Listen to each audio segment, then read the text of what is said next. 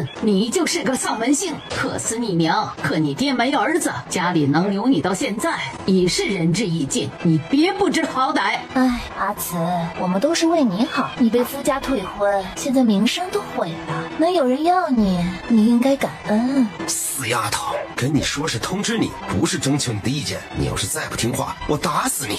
周围都是他的亲人，而每个人都冷漠地看着他。瘦小的姑娘跪在屋子正中，泪流满面。我不是可惜你们逼死我娘，周氏生不出儿子，就陷害是我克他，就连我的亲事都被堂姐抢了，一句话都没有，还把我的亲事让给了堂姐。我被退了婚，出来责怪我的名声毁了，让我嫁给那个恶霸，把我推进火坑，还不是因为我没有娘亲，你们都来欺辱我，你们都会遭报应的，就算死我也不嫁。你还敢还嘴？看老子今天不打死你！说完，男人拿起鞭子对着他狠狠地抽了起来，背上一条条的血痕触目惊心。小姑娘倒在地上，口角流血，却没有发出一声求饶。坐在正位上的祖母一脸的不耐烦。行了行了，聘礼都收了，别把人打死了。小姑娘被抬回了房间，继母周氏跟大伯母许氏一起给她换了身干净的衣服。周氏把她手上的镯子拿了下来。死丫头，这镯子你当成命，现在还不是落在我手里？小姑娘想去把镯子抢回来，却被周氏一把甩开。这丫头跟她娘一样，都是个倔种，赶紧抬走，看着就晦气。一阵剧烈的疼痛袭来，姜慈睁开眼睛，她艰难起身。当她看到屋子里的摆设时，整个人都怔住了。屋子里只有一张床，一张桌子，大红的喜字贴在墙上，桌子上有2根龙凤蜡烛，2杯合卺酒。这是怎么回事？他在学校的实验田里跟同学们一起记录嫁接果树新品种的生长情况，谁知他那重男轻女的父母找到学校，逼着他回去结婚。叛逆的他为了打消父母的念头，一头撞在墙上，本想用来吓唬他们，难道自己用力过猛撞死了？姜慈使劲揉了揉眼睛，周围的一切都是那么的真实。他用力掐了一下大腿，疼得他呲牙。突然门被推开，一个身材高大穿着古代长袍的男人走了进来，小麦肤色，眼睛凌厉，鼻梁高耸，还带着胡茬，操中带着野性，像只山里的豹子。姜慈愣住了，周成见他直勾勾地盯着自己，眉头皱了起来，心里想着，他这脑子莫不是撞坏了？你没事吧？这是哪里？你是谁？这里是周家村儿，我是你相公。你是我相公？周阎王。周成点点头。姜慈的脑子里突然多了很多不属于他的记忆，才明白过来是他穿越到了这个姑娘身上了。这也太玄幻了吧。根据原主的记忆，他那恶霸夫君可不是什么好人，是10里8村有名的恶霸。他杀人如麻，性格暴虐，就连深山里的野兽见了他都要掉头逃命的种。而面前这个自称他相公的男人，长了一副好皮囊，看不到一点恶霸的样子。不过越是这样的人应该更可怕。你在想什么？能退婚吗？为何想要退婚啊？我怕你打死我。我从不打女人，也从不随意打人。真的？周成点点头。姜慈见他不像是个性格不稳定、脾气暴躁的人，主要是这男人长得实在是让人无法把他跟坏人搭边。他穿来这里人生地不熟，还是在大山里，想跑都不知道往哪个方向跑。就算退婚了，他也不知道往哪里去。原来的世界肯定也回不去了，原主的娘家更是不能回，那就是个火坑，回去了也没有好下场。思来想去，他还是打算赌一把。他选择暂时留下来，以后再做打算。好吧，我暂时相信你说的，我可以留下来。好，我不同意，这婚必须退。你的心不在我儿身上，又是撞墙又要退婚，我们家可经不起你折腾。一个妇人气哄哄地走了进来。娘，你别说话，这件事就这么定了。原来这是他婆母，看起来就不好惹。姜慈看向了身边的男人，你刚刚答应我的，要反悔吗？阿成，你别被他骗了，留下他，今后就是个麻烦。娘，他跟我拜了堂就是我娘子，没有把人送回去的道理啊。见自己的儿子愿意给他一个机会，就顺着台阶下了。他看向姜慈，这件事就算了，我希望你能好好跟我儿过日子，不要再弄出乱七八糟的事儿，否则到时候我都不饶你。见李氏终于松口了，姜慈也松了口气。谢谢婆婆，愿意给我机会。知道就好。阿成，你出去陪客。周成看了姜慈一眼，然后出去了。老妇人也跟着出去了。房间里安静下来，只剩下姜慈一个人了。他这才长长的松了口气。窗外的山高耸入云，层层叠叠，可以想象这里的山有多大，有多深。姜慈没有逃跑的想法，身处大山之中，东西南北都分不清楚。这副身子也只有16岁，原主从来没有出过山。姜慈一个外来者，更没有能力从这深山之中逃出去。逃跑只有死路一条。也不知过了多久，门外传来脚步声。今天是他的新婚之夜，要跟一个陌生的男人同床共起。虽然那人长得不错，但是从心里还是接受不了。门被推开了，高大的身影有些踉跄地走了进来。过来扶我一把。姜慈犹豫了一下，还是乖乖地走了过去。毕竟外界传言他是恶霸，如果自己不听话，发酒疯打人，他这小身板可不禁打。姜慈有些心惊胆颤地扶着他坐在床边，看到桌子上还有2杯合卺酒，这男人已经喝多了。如果把这2杯都给他喝了，自己应该就能躲过今晚了。他的聪明才智还没来得及实施，就被男人反身压在了身下。原主身上有伤，这男人人高马大砸在他身上，一阵撕裂的剧痛从背后传来，疼得他额头都冒汗了。姜慈想推开他，根本不可能，背后的剧痛在一点点的加剧，他能感受到温热的液体从伤口里流出来，疼痛让他的身体不受控制的颤抖起来。别怕，我会温柔些的。我背后有伤，你压着我好疼。周成怔了一下，从他身上起来。怎么回事？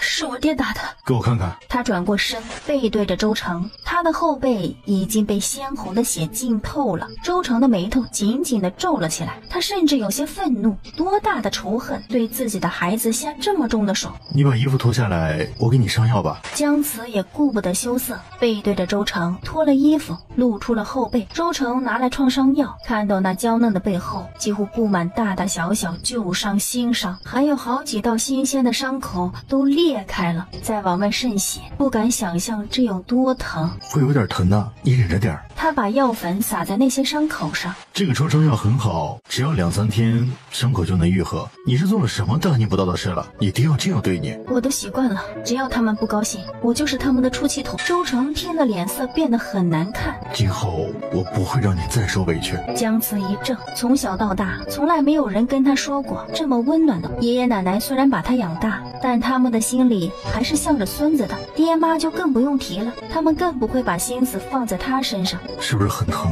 姜慈摇了摇头，现在不疼了。周成把药收好，然后上了床，躺在了靠墙的位置。今天也累了一天了，睡吧。姜慈确实累了，敷了药的后背冰冰凉凉的，一点儿都不疼了。他紧张了一天，不一会儿就睡着了。周成睡不着，桌子上的红烛还在燃烧，合卺酒也没喝，洞房花烛什么也没干。这婚结的多少有些潦草。天刚蒙蒙亮，姜慈就醒了，他也不敢动，因为男人的手搭在他的腰上，而他自己的腿也搭在了男人的身上。时间还早，不用起那么早的。新婚第一夜要去给爹娘敬茶的。你身上有伤，去晚一点儿也没事的。不行，爹娘现在对我的印象不好，要是去晚了，对我就更有意见了。其实我娘就是嘴巴不饶人，她是个很好的人，以后你就知道了。姜慈没想到他会跟自己说这个。爹呢？我爹10年前被抓去做壮丁，离开后就一直没有回来，应该是不在了。怪不得昨天发生那么大的事儿，也没看到公公露面，原来是这个原因呢。我还有一个哥哥，嫂子2年前跟一个收茶叶的走了，留下了一个小侄子。我哥在外干活赚钱，这次是专门为我回来的，他也是个很好的人。一家子都是好人，那他面前的男人应该也坏不到哪儿去。先别起，让我看看你的伤。姜慈没有拒绝，虽然有点不好意思，但还是让他看了。好多了，看来还要继续上药。说说着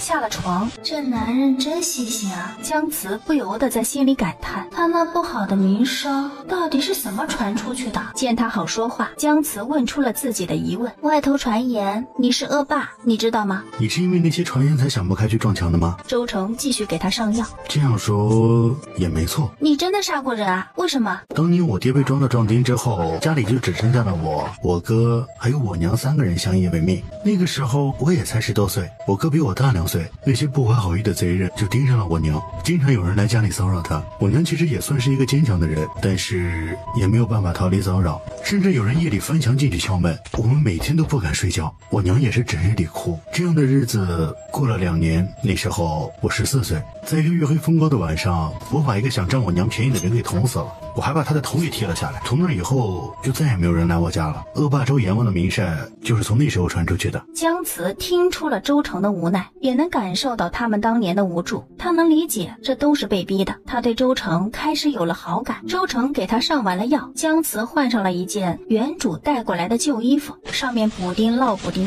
一看就知道是穿了很多年的。原主的娘家舍不得给他做一套新衣服，他继母还把原主娘亲留给他的镯子给抠去了。姜慈都替原主生气啊！原主娘亲那个手镯是原主唯一的念想，要是有机会，我一定要帮原主给拿回来，就算扔了也不能便宜姜家那些人。周成看了眼他身上的衣服，什么都没说，伸手牵着他的手走。姜慈跟着周成一起去了婆母的院子，婆母对他并没有好脸色，整个进茶的过程结束，也没有从他脸上看到一丝笑容，心里不痛快，对他态度不好，自己能够理解。整个过程姜慈都是面带笑容给婆母敬茶。大哥周彪坐在了父亲的位置，长兄如父。阿成不是像外界传的那样，弟妹不要相信那些谣传。我都明白，家里就拜托你来照顾了。小宝今后要是惹你生气了，你尽管当自己的孩子教育就好。姜慈见坐在一边的小宝，他乖乖地坐着，清澈如泉水一样的眼睛看着自己，小脸肉嘟嘟的，看着就讨人喜欢。这么乖的孩子，就算惹我生气了，我也喜欢。周小宝虽然年纪小，但是从小没有母亲，懂事的比正常孩子要早。这个小沈在夸奖他，对小沈的印象就更好了，奶声奶气的说道：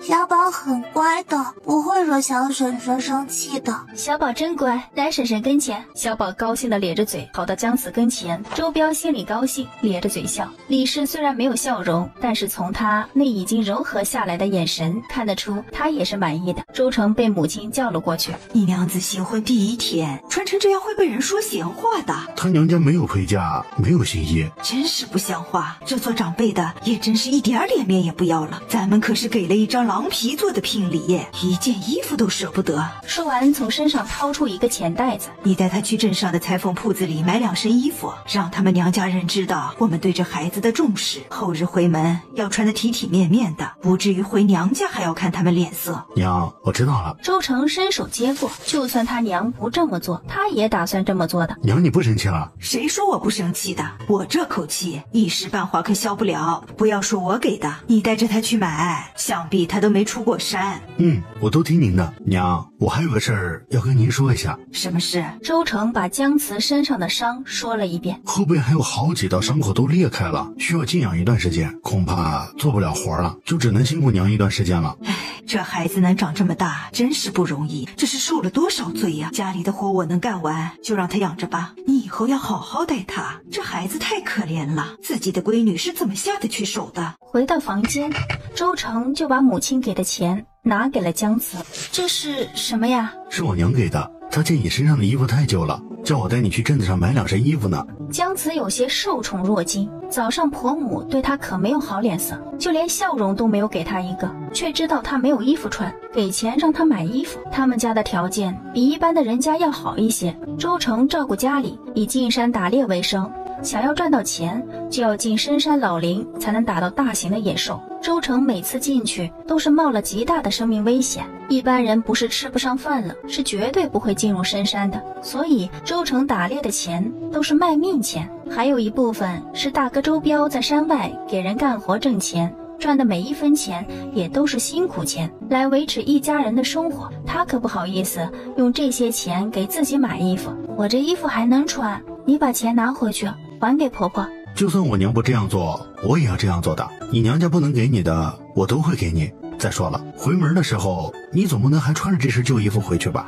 周成的意思他是明白的，娘家人已经这样对待他了，要是新婚回门还穿着带过来的旧衣服，他就更会被瞧不起了。只是周成不知道，他一点都不在乎那家人，能跟他们断绝关系最好，一辈子不想跟他们有任何的联系。姜慈想回去的主要目的是把原主母亲留给原主的镯子拿回来。姜慈的这个想法很强烈，他已经跟原主完全融合在一体了，他现在就是原主。好了，不用犹豫了，这件事就这么定了，咱们现在就去。姜慈把钱袋子收了起来。等等吧，换下来的衣服还没洗呢，反正时间还早，我把衣服洗干净了再去。不用了，你身上还有伤，好好养着吧。洗衣做饭的事也不用你做，我现在要去洗衣服，把你们的衣服拿过来。婆母端着木盆走了过来。不用了，这点衣服回来洗也是一样的。你是怕我给你洗不干净？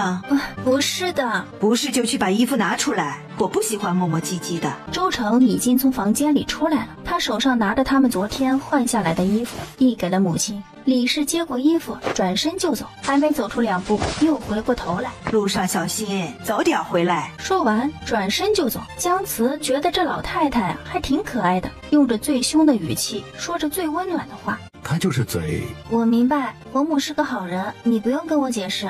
周成也是难得的露出了笑容，他笑的时候好看的让人移不开眼。周成见他对自己傻笑，你笑什么？没看什么，娘让咱们快去快回，咱们走吧。周成所在的村子叫周家村，是个山脚下的小村庄。姜慈对这里充满了新奇，山里的空气新鲜，周围的环境也很美，能看到很多稀奇古怪的鸟类，还有一些小动物。周成无奈的摇头，小娘子也是山里长大的，应该对山里的景色习以为常才对。瞧她那目不暇接的样子，好像第一次见似的。两人正往前走，突然左前方的草丛发出哗哗的声音，周成警惕地拉着姜慈，别动，前面有危险。姜慈也吓了一跳，顺着周成的目光看到左前方灌木丛里，周成很自然地站在他面前，从地上捡起一大块带尖的石头，握在手里。那是什么东西啊？别害怕，这里一般没有能伤害人的野兽。话刚说完，一头半大野猪从草丛里探出头来。这只野猪能卖1两银子呢，你往后退2步。姜慈听话的往后面小心的后退了2步。周成站在原地没动，扬起手里的石头，对准那头野猪的头狠狠地砸了过去。是不是吓到你了？没有，你真厉害。帅呆了，那是什么意思啊？太激动了，把上一世的词汇都给说了出来。他笑了笑，解释道：“就是夸你厉害。”周成点点头，他此刻还是很高兴的。不仅仅是他的新婚小娘子夸奖他，这头野猪是意外的收获，还能让他赚上一笔。野猪不算大，但是却不轻，不止他目测的40多斤，凭他的经验，差不多也快到50斤了。你跟在我后面走。要不咱俩抬着走吧？不用，你后背还有伤呢，用力会再次裂开的。这点重量对我来说很轻松，我曾经还从山里背过一头黑熊呢，你不用担心我。周成一脸轻松，姜慈对他的佩服五体投地。能背一头熊的人，那是真男人。因为抄的是近道，本来要2个小时才能出山的路，只用了不到一半的时间就走出了。走了一路，姜慈都有些累了，而周成却是脸不红气不粗，一头猪在身上，对他没有任何的影响。到了镇子上，就看到一个牌坊，是用石头雕刻的，上面写着西门镇。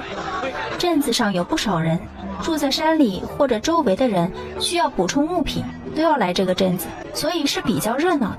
周成对这里是很熟悉的，他每隔一段时间都会来这里卖野物的皮子。2个人走在街道上，对面有几个人过来问他肩膀上野猪的价格，周成直接开价1两银子。那些人从500文砍到800文，周成是少1分不卖。那些人见讲不下来价格，最后还是1两银子成交了。累了吧？带你去吃东西，吃饱了咱们再去买衣服。这里有一家面店，口味很好。姜慈也喜欢吃面，就跟着周成去了。面馆的掌柜跟周成是老熟人了，见他带着一个漂亮的小娘子，好奇地问道：“阿成，真是稀罕事，咱们认识这么多年，你从来都是独来独往的，这次带了个小娘子，是你什么人？”我娘子。什么时候的事儿？前天你过来的时候可没听你说。昨日。真是难得，我还以为你要打一辈子光棍了呢。哎，你小子真有福气，找了个这么好看的小娘子，恭喜恭喜啊！哎，今天的面我请了。这怎么可以啊？怎么不可以啊？你在我这儿吃了这么多年的面，给我赚了那么多钱，请你吃2碗面算什么？别跟我客气。说完就去厨房了。这掌柜真热情啊！这谁是个不错的人，说话也很有意思。他说你年纪大了，你多年轻啊！姜慈看向周成那张好看的脸。我比你大，你不嫌弃？当然不嫌弃啊，我喜欢比我大的，这样更有安全感。周成听了心里美滋滋的。2个人吃完饭，跟老板道了谢。经过一个卖糖葫芦的老头，周成给姜慈买了一个糖葫芦，跟后世的味道没有差别。2人在街道上闲逛，姜慈对这个时代的集市很感兴趣。豆腐，好吃的豆腐。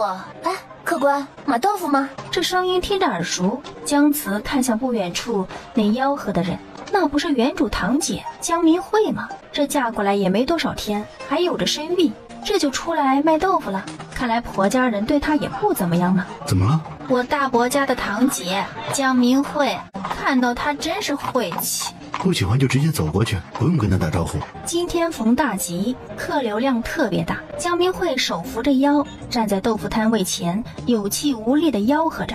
她以为嫁到一个好人家，就能过上少奶奶那种衣来伸手饭来张口，身边有佣人专门伺候的好日子，却没想到她费尽心机弄来的好姻缘，好像并不是她想象中的那样。国家确实不愁吃穿，但是也确实不养闲人。他不仅要帮忙卖豆腐，还要跟家里人一起起早贪黑做豆腐。他相公就是个不学无术的，整天在外面吃喝玩乐，一天到晚不见人影。当初他跟张晨文的事儿，张家人就看不起他，是因为在无媒无聘的情况下怀孕的。张晨文要娶她，婆家人才勉强同意的。好在张家不愁吃穿，不用像在家里那样几个月也吃不上一顿肉，再坏也比他那个堂妹嫁给一个生性残暴、相貌丑陋的野蛮人，一辈子走不出深山要强多了。两相对比，他就是生活在天堂里。哎，客官，买豆腐。姜明慧见来了顾客，赶紧笑脸相迎，眼角的余光看到姜慈的时候，整个人都是一怔。他旁边的这个长相英俊的男人是谁？姜慈，你怎么会在这里？他是谁？堂姐，是你呀！我差点都没认出来，这才多久没见呐？你怎么变得这么憔悴了？老了好几岁呢。哦，对了，堂姐，你可是张家的少奶奶，不是还有身孕吗？你这婆家人怎么还能让你出来干活呢？你相公也太不作为了吧，真是太不像话了。哎，不用你操心，婆家人对我好着呢。我相公更是把我当成宝，想要什么就给我买什么，想吃什么佣人做好直接端我面前，我好着呢。知道你过得好，我就放心了。姜明慧明明知道他是在讽刺自己，说出的话做出的表情都让他没有办法防范，目光又掠过那男人的脸。姜慈嫁的什么人他再清楚不过了，那可是远近闻名的丑八怪死变态。而面前的这个男人身材高大精壮，男子气概十足，最重要的是还有一副极好的皮囊，不可能是他新嫁的相公。姜慈，你跟别的男人这么亲近，难道就不怕你那丑八怪的变态男人知道了把你给打死？不好意思，我就是他的相公。相公，不用跟他解释了，你不是说还要给我买衣服的吗？别耽搁时间了。时候是不早了，走吧。两个人也没跟姜明慧打声招呼，就这么趾高气扬的走了。姜明慧差点被气死，一直都是他姜明慧压他姜慈一头，什么时候轮到姜慈来压自己一头了？刚才那是谁呀？张晨文摇摇晃晃地走了过来，姜明慧一看到他，一股浓浓的酒味袭来，这又是喝酒了。想到刚才那个男人，再看看自己这个用尽手段抢来的男人，心里就更来气了。不认识。你们说了那么久，也没买咱家的豆腐，你说不认识？你跟我说实话。我堂妹张晨文虽然跟姜慈定过亲，但是俩人是没有见过面的。婚姻是父母之命，媒妁之言，不需要见面就可以直接定下婚事。当然，江明慧跟他是个例外。听到是自己退亲的对象，张晨文也没有了兴趣。江明慧带他见过姜慈，瘦瘦小小的不说，干巴巴的，一点女人味都没有，脸上还有一块难看的胎记。虽然远远的看了一眼，他还是被吓得不轻。现在想起来都想皱眉头，他就没有见过那么丑的人。掌柜的，麻烦把那件浅蓝色的拿过来试试。哎呦，公子啊，您可真有眼光，这可是我们才做出来的新款式。掌柜的把衣服拿下来给了姜慈，拿到料子，手感明显要柔软得多，价格肯定也不便宜。掌柜的，这料子不便宜吧？要是太贵的话，我就不试了。哎呀，您先试试，价格也不是死的，都可以谈的嘛。今天就是来买衣服的，不用怕花钱。你瞧瞧，你相公都说话了，你还犹豫什么呢？像你这样的相公可不多了，快进去吧。姜慈换好衣服，从里间走出来的时候，不仅仅是周成，就连掌柜的都愣住了。淡蓝色的衣裙仙气飘飘，衬得她那张漂亮的小脸更加的熠熠生辉。如果说刚才还是一个小村姑，现在就是从画里走出来的人儿，这也太美了吧！周成的眼睛都看直了。人靠衣裳，马靠鞍的话，在此刻具象化了。怎么样？好看。周成这才回过神来，点点头，然后看向掌柜的。我觉得杏花色的也好看。公子的眼光真不错，你娘子的皮肤偏白，这一件会更好看。掌柜的赶紧上来推销，也给拿了过来。款式其实是一样的，只是颜色不同而已。不用试了，请问多少钱一件？啊，真好看啊！还有吗？我也要一套。从外面进来一个姑娘，指着姜慈身上的衣服问店掌柜：哎呦，这个颜色没有啦。他手上那个杏花色的给我试试。那件我们也要了，姑娘再选别的颜色吧。周成赶紧把那件杏花色的拿在手里，掌柜的笑眯眯的对那姑娘说：这个款式呀，现在没有啦，如果你喜欢，可以定做，3天就能拿到。啊，那好吧，那就给我做一套，需要多少银钱？600文。啊，要600文，太贵了。哎呀，您看看这衣服呀，都是好料子，也是我一针一线做出来的。这一件衣服呀，我就要花3天的时间，600文不贵的啊。那我还是看看别的吧。姑娘被价格吓退了，看起了其他衣服。姜慈也觉得贵，还是看看别的吧，太贵了。不贵，又不是每天都买。我看这料子软和，穿着也舒服。最重要的是，你穿着也好看。周成拿出银子给掌柜的付钱。娘子啊，你找了一个好相公。掌柜开心的收了钱。看衣服的姑娘看了一眼这对夫妻，男人舍得给自己的娘子花钱，她有些羡慕。出了裁缝铺子，周成又带着姜慈去买了双鞋，花了100文钱，然后还给小宝买了2包糕点。东西买完了，事情也做完了，两个人准备回去了。江明慧的豆腐摊子越来越近，这都过去差不多半个时辰了。江明慧还坐在豆腐摊位前，皱着眉头，不知道在想些什么，看起来心情并不好。看他心情不好，姜慈就莫名的开心。要不买2块豆腐回去？你还想气他？不是啊，我想吃豆腐了。堂姐，给我称2斤豆腐。我家的豆腐不卖给你。堂姐，你怎么不知好人心呢？你面前还有这么多豆腐，早卖完早回去歇息啊。我看你也挺累的，我这也是帮你啊。要是让那姜家人知道你都怀孕了，还在给婆家卖豆腐，知道你过得不好，他们得有多难受啊。姜慈，你既然这么不知好歹，那就算了。相公，咱们走吧。说完，伸手挽住了周成的胳膊就走了。江明慧一口气憋在心里，差点没站稳。姜慈这般羞辱他，他一定不会让姜慈好过的。哎，嫂子，你认识前面那2个人啊？啊，不认识。哦，我看他们站在摊位前跟你说话，还以为你们认识呢。你认识他吗？江明慧心里一紧，他这个姻缘是用手段弄来的，要是小姑子知道姜慈是谁，再告诉张晨文，那可就麻烦了。不认识，刚才我去裁缝店里看衣服也遇到他们了。哎，嫂子，你知道那小娘子身上的衣服有多贵吗？江明慧摇了摇头，一衫要600文呢。那相公一下子给她买了2衫。那小娘子的命真好，相公长得也好看，又疼她，还舍得给她花钱。唉，我以后也要找那样的相公。张秋云说这话的时候，一脸的羡慕。不听这话还好，听了这话，江明慧的心里就更难受了。今天舒服了？哎呀，舒服了！被他欺压了那么些年，今天算是出了口气。你就不怕他回娘家告你的状啊？不怕，我巴不得他去告状呢，不能让他自己心里难受啊，也要让那江家人跟着一起难受才行。特别是我那个爹，一想到他暴跳如雷的样子，我心里就高兴。你爹为什么对你堂姐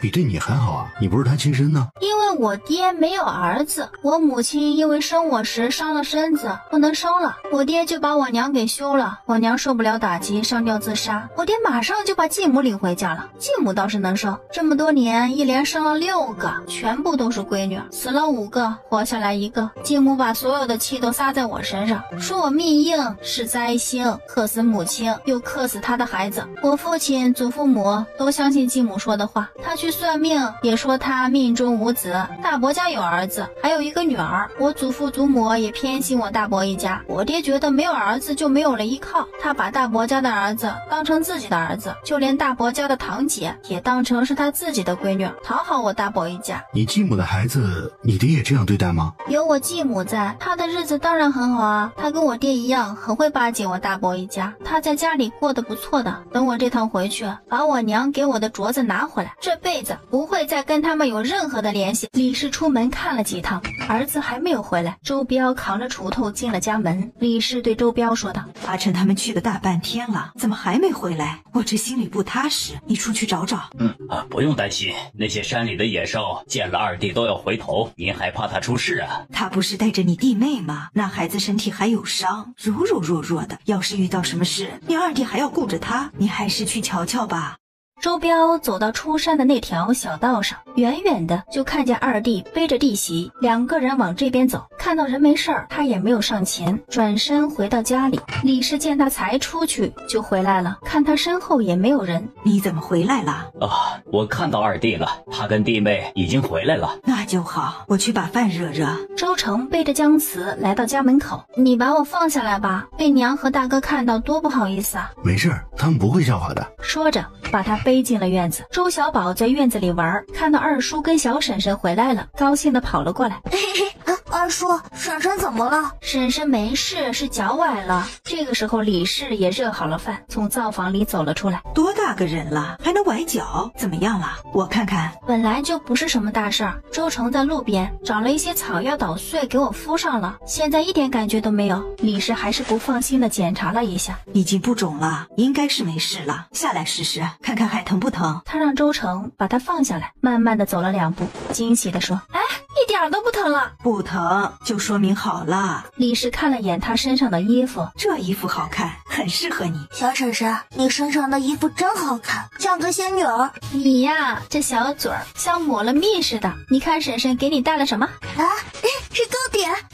婶婶，你太好了。好了，饭已经做好了，吃饭吧。周成把钱袋子给了李氏，跟他说了在路上抓到野猪的事儿。李氏也说他们运气好，姜慈在家里休养，伯母把家里的活全包了，只有小宝时刻陪着他。一高一矮2小只坐在门口的石墩子上，姜慈看着周围巍峨的高山，奇形怪状的石头，还有那颜色丰富的秀美景色，妥妥的陶渊明笔下的世外桃源呢。他已经喜欢上了这里，喜欢这个家的氛围，他在这个家里感受到了被人重视的滋味，这是他上一世从来没有感受过的。他喜欢这样的日子。周成跟周彪2兄弟快到傍晚的时候才回来，他们带回来2只野山鸡，1只野兔子，兄弟俩都很高兴。明天回门，李氏让姜慈把这些野物也拿回娘家。不用，留着咱们自己吃，他们吃不惯这样的好东西的。这趟回去什么都不带，这么好的东西自己吃不香吗？给那些人吃，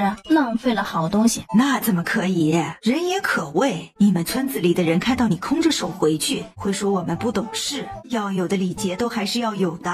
娘，您就不用担心了，我心里有数的。要是真有人说闲话的话，那也不是说咱们的闲话。他这次回去最主要的目的是拿回镯子，顺便给原主出气的。是啊，娘，你就听阿慈的。那就留下来给你补补身子。我瞧着你比来的时候气色好多了。傍晚，一家人围坐在桌子前，美美的吃上了炖野鸡。周成给姜慈盛了满满一大碗鸡汤，姜慈都吃撑了。晚上俩人回到房间，姜慈洗了澡回来趴在床上，周成给他的后背上药。经过这2天的相处，他已经喜欢上了这个男人。周成虽然平时话不多，也不爱笑，但会为他着想，他很有担当，让自己有安全感。最要命的是，他那张脸长在他的心坎上啊！没传来之前，他心目中理想的另一半就是周成这样的。现在周成是自己相公了，他也下定决心跟周成好好过日子。如果周成今晚要圆房，他是不会拒绝的。周成给他上完药，恢复得很好，再过3-4天应该就能彻底好了。说完把药收起来，拿着毛巾就去院子里冲凉了。姜慈忍着笑看他走出去，不一会儿光着上半身走了进来。今天晚上真热呀！这男人在给他秀身材，难道今天晚上他要行动了？想到此，姜慈突然脸红了，他的心也开始激动的小鹿乱撞。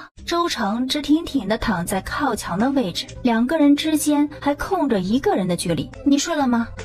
我有点冷，你靠近一点。他了解自己没有能力控制好力度，免不得会让他再次受伤，但是还是鬼使神差的往他的跟前挪了挪，四目相对。这样可以了吗？你搂着我的话会更暖和。主动往他跟前挪了挪，伸手搭在周成的腰上。周成浑身一紧，心口起伏不平的幅度更大了。你知道后果吗？你的伤还没彻底好啊。可是我已经不疼了。周成知道自己快要控制不住了，趁自己还有思考的能力，一咬牙把姜慈放在他腰上的那只手拿了下去，整个人坐了起来。现在还不是时候，伤口刚刚愈合，很容易再次崩开的。说完起身下了床，拿着毛巾出去了。这个傻男人身上都烫得要着火了，竟然还能想到他的伤口，感动之余心里也空落落的。周成在院子里一连往头上浇了2盆水，这才把身上那团火给浇灭了，把身上擦干净，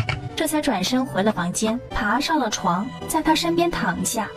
明天还有事，快睡吧。那你搂着我睡，什么都不做。周成犹豫了一下，还是同意了。姜慈窝在他的怀里，头枕在他的胳膊上。翌日天刚蒙蒙亮，姜慈就起来了。起那么早做什么？我浑身都不得劲儿，我得干点啥，要不然我整个人都废了。家里也没什么让你做的。伯母早起做饭，我把家里人的衣服给洗了，也能替她分担一些。好吧，你要是知道你有这个孝心，她一定会很高兴的。你没事可以多睡一会儿。我起来去挑水，昨天洗了2次澡，水槽里的水不够今天用的。那咱们一起。说着把昨天换下来的衣服放进了木盆里，端了出去，就看到大哥周彪挑着2桶水走进院子。大哥早。早。大哥，你跟小宝换下来的衣服拿给我，我今天去洗衣服。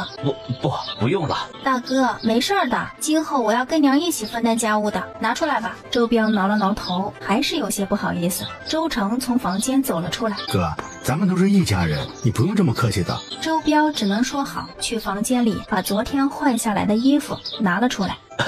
那就谢谢弟妹了。大哥您太客气了。姜慈把衣服接了过来，说完就去拿婆母的衣服。都在一个院子里，李氏听到他们说的话了，见姜慈这么懂事儿，结婚那天的事儿他已经放下了。李氏也越来越喜欢这个儿媳妇儿。他从灶房里走了出来，就看到姜慈也走了过来。你有这份心就够了，瞧你瘦瘦弱弱的，身上还有伤，把身体养好了再做也不迟。李氏把他手里的木盆拿了过去，可是没有可是，如果实在闲得慌，就去给我看着锅，别让里面的饭扑了。姜慈觉得也可以，高兴地去了灶房。阿成，你过来，我有话要跟你说。大哥，你等我一下。说完，跟着母亲来到房间。娘，你要跟我说什么？你要节制点儿，阿慈身上还有伤，他那小身板太弱，经不住你折腾。你也不能天天晚上出来冲冷水澡，昨晚就冲了2次，一冷一热的，对你身体也不好。周成知道母亲误会了，但是这个也没法解释。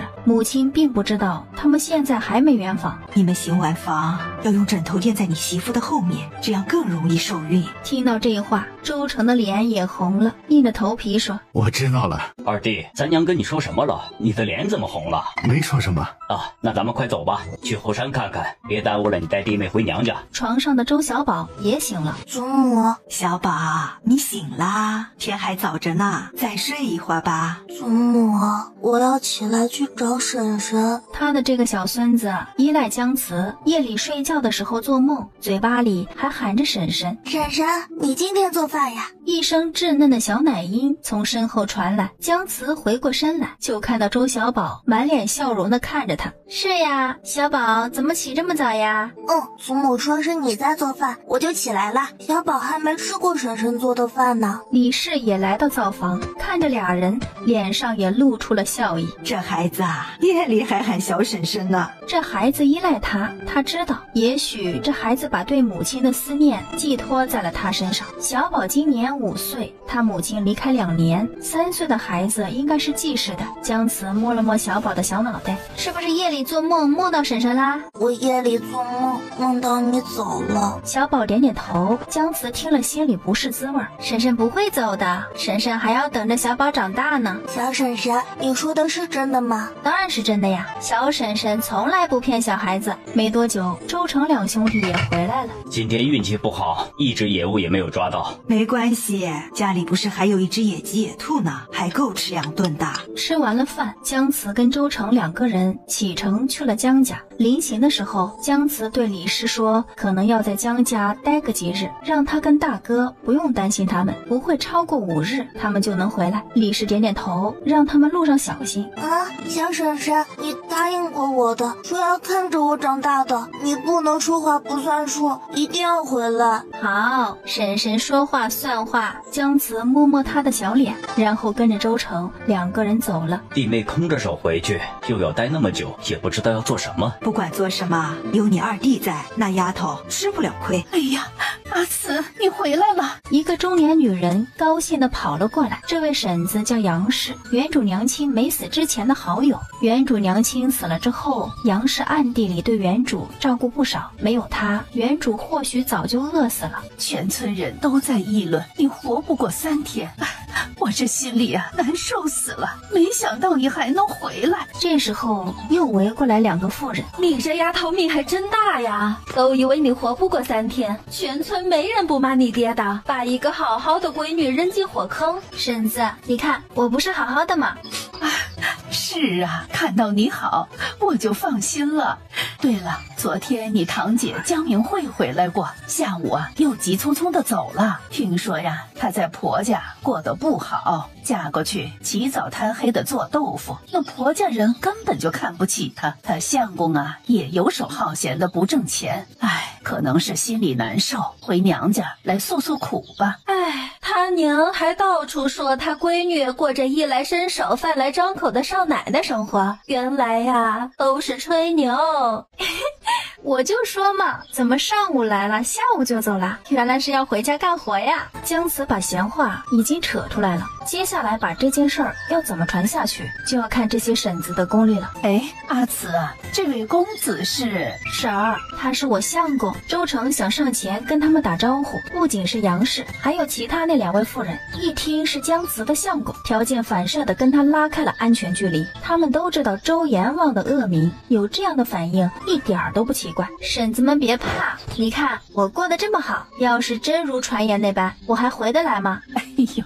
你看，说的也是，这么周正的年轻人，怎么可能是外面传的那个样子呢？我看到你爹跟你大伯在后山的地里干活呢，好像并不知道你们要回来。没事儿，我暂时也不走，反正要在家里过一段时间的。婶子，有时间我去你家看你，我现在要回家了。好，你先回家吧。姜慈跟那2位婶子告了别，两人一起往家的方向去了。哎，你说他回门怎么空着手啊？那孩子在家里受的那些苦，能带他相公回来看看就不错了。要是我有这样的娘家呀，肯定得离得远远的，一辈子都不会回来。你说的也对，看他的穿着，说明婆家对他也不错，相公也长得周正，看起来跟外界传言的一点都不一样啊。人不可貌相，那坏人可不会写在脸上。那男人虽然长得不错，我刚才跟他对视了一眼，真的不敢再看第2眼，有一股子狠劲儿，看起来这让人心里直发毛。一个熟悉的身影从姜家走了出来，胳膊上挎着一个竹篮子，看着院子里好像在等人。他就是原主的大伯母许氏。接着继母周氏也走了出来。许氏一抬头，看到迎面走过来2个年轻人，目光扫过那张娇俏的小脸时，许氏整个人怔住了。周氏正在和许氏说话，见他像是见了鬼一样的神情，也随着他目光的方向看了过去。阿慈，许氏也回过神来，昨天姜明慧回来跟他说，在豆腐坊门口看到姜慈跟一个长相周正英俊的男人手挽手走在一起，那个男人还花了1两200文的银钱给姜慈买了2身衣服，还给他买糕点鞋子。不仅如此，姜慈还在豆腐摊子跟前羞辱他在婆家过得不好。对于姜明慧说的这些，他是不相信的。怎么不认识我了吗？你怎么回来了？姜慈又往他跟前走了一步，周氏跟大伯母许氏不约而同的往后退了一步。3日回门，我来看看你们呀，怎么不欢迎我回家吗？姜慈又往前了一步。这个时候，村寨里的一位老人经过，看到是姜慈，惊讶的停下了脚步。阿慈，你真的是阿慈，你回来了。阿公，我是阿慈，今日是3日回门的日子，我带相公来认认家门，顺便在家里过上一段时日，好好孝顺一下父母、祖父、祖母，还有大伯母一家。他们给我找了一个这么好的相公，我要好好报答他们。相公，这是我们村寨最德高望重的阿公。周成有礼的跟阿公打了个招呼。阿公认真的看了这个小伙子一眼。阿慈是个善良的好孩子，他现在是你娘子了，今后一定要好好待他。阿公，您放心，我的娘子谁也欺负不了。说完，看了周氏跟许氏一眼，周氏正好对上他的眼，整个人莫名的脊背发凉，赶紧移开了目光。今天可是你们家大好的日子，怎么还让人在外面站着呢？太不像话了。阿公，阿慈这不是跟你们话家常吗？阿慈能回来，我们高兴还来不及呢，怎么可能不让人进去呢？许氏笑着对姜慈说，你们走了那么多的山路，一定累坏了吧？快进家里歇歇，你祖父祖母要是知道你们回来了，一定会非常高兴的。阿公，你也进家里坐坐吧。你们一家团聚，我就不凑那个热闹了，我还有事儿，先走了。阿公，您慢走。你大伯跟你爹都在地里干活呢，我去把他们给叫回来，让你娘带着你们进去见见你的祖父母。你们在这里等着，你祖母有午睡的习惯，我去看看她有没有醒。那就暂时先别叫他，把我住的那间屋子给我收拾出来，我会在家里住些日子。姜慈像吩咐佣人一样吩咐周氏，被妓女当佣人使唤，周氏一肚子火，但是瞥眼看到站在姜慈身边那皱着眉头一脸杀气盯着他的男人，他还是怂了。你住的房已经堆杂物了，那就让江明艳那间房给我住。你住明艳的房间，她要住哪里啊？姨娘，我这大老远的回来，还把你女婿给带回来了，你不会让我们住杂物间吧？我住也没事儿，只是我这相公吧，你们也是知道的，脾气暴虐，生起气来杀人放火，什么事儿都做得出来。你也不想家里出什么事儿吧？姜慈虽然笑眯眯地说，一副人畜无害的单纯样子。周氏听了，脊背嗖嗖冒冷风。是谁呀？吵吵闹闹的，连安静的觉都不能睡。周氏一见婆母，赶紧走了过去。娘，是阿慈带着她的相公回来了。阿慈，祖母，孙女儿带女婿来看你啦。哼，你还有脸回来？祖母，怎么我出嫁了就不能回来了吗？老太太目光看向面无表情的周成，伸手指着他。那个人是谁？祖母，你该不会是老糊涂了吧？这是你们给我找的相公啊！你们不会连我相公长什么样都不知道，就把我给送走了吧？你竟敢说我老糊涂！姜慈，你太没规矩了，竟然跟你祖母这样说话！姜慈做出一脸震惊的模样。哎呀，咱们还有规矩呢，礼仪廉耻都没有，还有什么规矩哟？汤真是笑死个人了。哎，姨娘，你还是去把房间给我收拾出来吧。要是我自己动手收拾的话，俏明艳的东西我可不会爱护的。弄坏了，或者是出了其他的问题，可不要来找我呀。姜慈，你这次回来是来找事的吧？你这样想的其实也没有错，但是我不是来找事儿的，我是回来拿东西的。哼，嫁出去的闺女泼出去的水，姜家的东西没有一样是你的。你别忘了，你现在只是个外人，还想着娘家的东西，也不怕传出去被人说闲话。周氏眼珠子转了转，立刻明白了他的意思，故意装作不知道。姜老太也心知肚明，那镯子这丫头偷偷藏了那么多年，要不是被周氏及时发现，就被她给带到婆家了。你母亲说的对，出嫁的闺女就不要惦记娘家的东西了，被外人知道了，不光骂你不懂事，更会骂你夫家不知好歹。祖母，你错了，我娘子回来拿的是她自己的东西，那是娘留给我娘子的，是你们从她手里抢走的。要是被外人知道了，只会骂你们一家贪得无厌，连孙女的东西都抢。你们要是不想有麻烦，就把我娘子的东西还回来。哼，威胁我，我要是不给，你还想杀了我们不成？你放心，你们的命啊，不值得我相公动手。不妨告诉你，东西呢，我是一定要拿到手，不然我就住下来。什么时候你们想通了，把我娘的镯子给我，我跟我相公啊，什么时候走？你这个贱婢！等你爹和你大伯回来的。祖母啊，你可别激动啊，你要是有个三长两短的，我可是会很开心的。姜慈说完，还忍不住的笑出了声。在他身边的周成也忍不住弯起了嘴角，他的小娘子战斗力实在是惊人，变化真的是太大了。他竟然来咒我，气死我了！姜老太太手捂着胸口，一脸痛苦的看着周氏。周氏见婆母难受的样子，也吓了一跳。哎呀，娘，你没事吧？我扶您去床上躺着。姜家大嫂，啥事儿啊？哎呀，现在村子里呀都传遍了，说你家明慧在婆家不受待见，每天起早贪黑的做豆腐，白天还要卖豆腐，回一趟娘家也不敢多待，当天来当天还得回去，要不然还要挨打，是真的吗？你听谁说的？哎，这村子里现在都这么传呐！胡说八道！我闺女过得好着呢，到底是哪个坏心眼的东西，见不得我家闺女过得好吗？让我知道，我一定饶不了她。说完抬腿就走。他想到了姜慈今天的反常，昨天他闺女回来说姜慈侮辱她不受婆家人待见，一定是那死丫头做的。想到这儿，气得跺脚。远远看到公公坐在地头，他男人跟姜老二在弯腰除草。爹，快回家吧，家里出事儿了。出什么事儿了？阿慈带着他的相公回来了。什么？那死丫头回来了，还带着她相公？许氏点点头。怎么可能呢？怎么不可能？人现在就在家里呢，快点回去吧。他这次来可没安好心。为什么这么说？现在村里到处都在传我家明慧在婆家过得不好，传的可难听了。明慧在婆家受委屈的事情，只有咱们家里人知道。她一来，这件事情就在村子里面传开了，不是她还能是谁？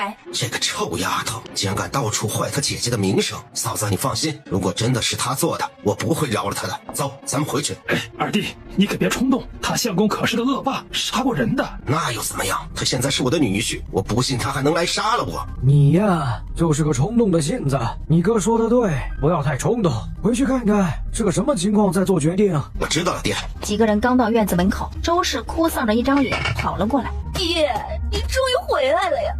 哎呀，你快进去看看吧。阿慈把娘气得躺在床上了，还要占了明夜的房间。哎呦，现在好些了，你们快进去看看吧。几个人一进院子，姜慈跟周成从房间里走了出来。姜慈微笑着跟他们打招呼：“祖父、爹、大伯，你们回来了。”见到姜慈，几个人也都愣了一下。不过3天没见，姜慈的变化实在太大，要不是还是那张熟悉的脸，谁都不敢相信站在他们面前穿着得体，面部红润，落落大方的是他们嫌弃的那个唯唯诺诺的灾星。更令他们没有想到的是他的相公，跟传言中那可怕的长相一点儿都不搭。死丫头，听说你回来很嚣张，把你祖母气到了床上，还想占你妹妹的房间。是啊，你们不用这么惊讶，以后啊还有更多你们意想不到的惊喜等着你们呢。对了，告诉你一个好消息啊，今后我跟我相公就在这儿住下了。你说什么？在这里住下来？谁允许你在这里住下来的？我自己允许的。我不仅住在这儿，吃穿用度都要你们负责。姜老二本来就是个暴脾气，哪里受过这样的气？何况还是克他不能生儿子的灾星，抬脚就去踹姜慈。周成眼疾手快，抱着姜慈一个转身，同时也伸出一脚。周成一脚把他踹飞了出去，在场的所有人都震惊了。刚刚还以为他就是个普通人，这一脚，姜老二只觉得肚子里的内脏都移了位置，差点送他去见了阎王。爬了几下没爬起来，周氏跑过去把他给扶了起来。真是个野蛮人，他可是你岳父。你说的不错，我就是个野蛮人，我周阎王的名声也不是乱叫的。我不管他是谁，敢动我娘子，我就敢要他的命。这里是你娘家，你今天闹成这样，到底是想要做什么？我的目的啊，很简单。从小你们就不把我当人，我母亲不在了之后，你们更是把我当成一个灾星。我小小年纪伺候你们一家吃穿，干最多的活，挨最多的打。你们逼死我母亲，还把我母亲留给我的唯一念想给抢走了。你们以为把我扔进火坑，可惜老天有眼呐，没如你们的意，让我嫁了个好婆家。我这次回来唯一的目的就是要回我母亲那个镯子，东西给我，咱们断亲，我立即走人。从今往后，你们的死活跟我没有任何关系。哼，你知道跟娘家断绝关系会是什么后果吗？没有娘家依靠，今后你在婆家遇到任何问题会有什么下场，你可知道？你是在跟我开玩笑吗？害我的不都是你们这一群所谓的亲人吗？死丫头，你有种！不是要断亲吗？现在就给我滚！你不再是我姜家的子孙。没问题啊，把我要的东西还给我，我立刻就走。你想得美，那是你娘的镯子，她是我们姜家的人，她的东西就是我姜家的东西。不妨告诉你，那镯子已经当做明辉的聘礼送走了，不可能再拿回来了。你死了这条心吧！我娘被你给逼死了，还有脸说我娘的东西是你们家的？我也告诉你，东西不拿回来，我就在这个家住下了。你敢？那你就瞧着我们敢不敢吧。姜慈笑眯眯的对身边的周成说：“相公，咱们去收拾收拾房间，待会儿我给你做好吃的。”周成点点头，说完转身就去了江明艳的房间。逆子，早知道他是这副德行，生下来就应该直接掐死他。就这么让他住下来了？明艳回来住哪里呀？哎呀，弟妹，你就放心吧，她婆家就2兄弟，还有一个老娘，她大哥还有一个孩子要照顾，怎么可能让他们在咱们这里住下来？要不了几日呀，他们就能回去了。你说的也有道理，都不要理他们，我就看看他们到底有多大的脸，在这个家住下去。娘子，你别生气，镯子什么的我都会给你拿回来的。我没有生气啊，他们是什么样的人，我太清楚了。我家的事儿我自己能解决，不用你动手，你只需要震慑他们就行。他们如此不要脸，我也不会跟他们客气了，他们会乖乖把我娘的镯子给我送回来。好，我都听你的。江明艳的房间很简陋，就一张床，一个小凳子，一个放衣服的柳条箱子，其他什么都没有。我再去灶房看看还有什么能吃的，我去做一点。我跟你一起去。不用，你只等着吃就行。姜慈出了房间的门，见院子里没人，他直接去了灶房。有原主的记忆，姜慈对这个家实在是太熟悉了，直接就在灶房里翻到了20多个野鸡蛋。野鸡蛋很小，姜慈毫不犹豫用猪油把这20多个野鸡蛋全部都给煎了。好香啊！谁在灶房做饭？你在做什么？我在做鸡蛋糕，好久没吃了，野鸡蛋做的，就是香。哎呦，快去看看，野鸡蛋是不是被他给造光？周氏这么一说，许氏也跟着一起出了他婆母的房间。姜老大、姜老二也跟着出去了，姜老太太也要出去。姜老爷子说：“这丫头是故意的。”周氏跟许氏同时出了门，姜慈见他们出来，转头进了屋子。这么多，20多个野鸡蛋都在这儿了，咱们把它给吃了。你这样还不把他们给气死啊？气死才好呢！谁叫他们不把镯子还给我？咱们快点给吃了，冷了就不好吃了，好不好吃啊？周成点头说好吃。你也吃。周氏第一个跑进灶房，看到扔在一边空空如也的竹篮子，整个人都呆住了。哎呦喂，这个糟天杀的，他把竹篮里的鸡蛋都给糟了。跟着进来的许氏、江家弟兄2个也都看到了。江老二火气上头，忘记了刚才被周成一脚踹得起不来的事儿了，转身来到了江慈的房间门口。死丫头，你给我出来！江慈抹了抹嘴巴上的油渍，拿着空盘子从房间里走了出来。江老二一看到江慈出来，手里的盘子已经空了，气得扬起手就朝着他的头招呼过去。周成及时出现，伸手抓住了他即将要落下来的手腕，暗暗用力一捏。周成给了他教训，松了力度，把他往后一推，没有站稳的江老二一屁股坐在了地上。阿慈，你们太过分了，他可是你爹，你就眼看着让他对你爹动手？可不是我相公先动手的啊，我相公那是自卫，哪有女婿第一次登门，老丈人就对人3番2次动手动脚的，一点长辈的样子都没有，说出去啊，我都嫌丢人。